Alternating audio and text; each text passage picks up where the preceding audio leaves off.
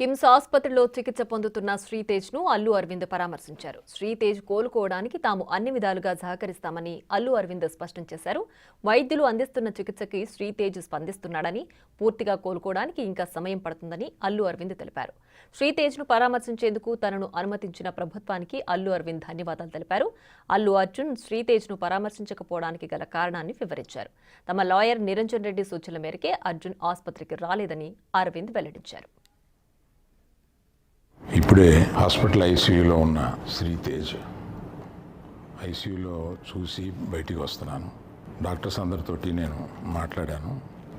అబ్బాయి రోజు రోజుకి రికవర్ అవుతున్నారు. లాస్ట్ 14 డేస్లోనూ, పర్టికులర్ లాస్ట్ 10 డేస్లో రికవరీ కనపడుతుంది. బట్ చాలా టైం పట్టొచ్చు అని కూడా చెప్పారు. ఇలాగా ఆ అబ్బాయి కోలుకోవడానికి ఏమైనా చేయడానికి మేము సిద్ధంగా ఉన్నాము. అది కాకుండా ప్రభుత్వం కూడా వచ్చి మేము దీన్ని తీసుకుంటాము, ఈ అబ్బాయిని సంపూర్ణ ఆరోగ్యంతో చూడడానికి ప్రభుత్వం కూడా ముందు రావడం చాలా అభినందనీయం. చాలామంది అభిమానులు కానీ, బంధువులు కానీ, మిత్రులు కానీ అల్లు అర్జున్ ఎందుకు హాస్పిటల్కి వెళ్ళలేదు అని అడుగుతున్నారు. దానికి కారణం చెప్తాను. స్టాంపేడ్ జరిగిన రోజు మరుసటి రోజు మార్నింగే అల్లు అర్జున్ వద్దామని అనుకుంటే హాస్పిటల్ అధికారులు నిన్నే కదా జరిగింది, ఇవాళ ఈ హాస్పిటల్కి వచ్చి ఇక్కడ ఇంకొక ఇన్సిడెంట్ని ఎందుకు అవాయిడ్ చేయమని చెప్పి అడిగారు. కరెక్టే కదా అనిపించింది. రాలేకపోయారు. ఆ రోజునే కేసు పడింది.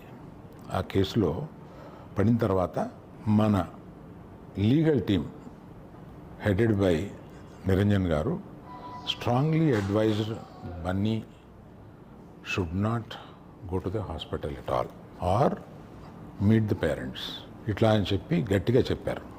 ఆ తర్వాత మేము రావడానికి అనేక నిబంధనలు, మళ్ళీ నేను ప్రభుత్వాన్ని పర్మిషన్ అడిగాను.